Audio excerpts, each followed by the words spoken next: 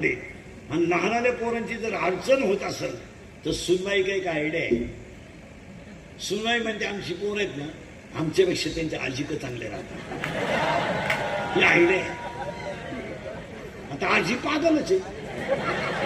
आजी म्हणते मी असले ना पोरांची काळजी मर. मग ते दोघं गेले गार्डन मध्ये आईस्क्रीम खायला. दोघच आईस्क्रीमच्या कांड्या घेतात. मग दोघांना दोन घ्यावा का नाही? एकच कांडी दोघांना.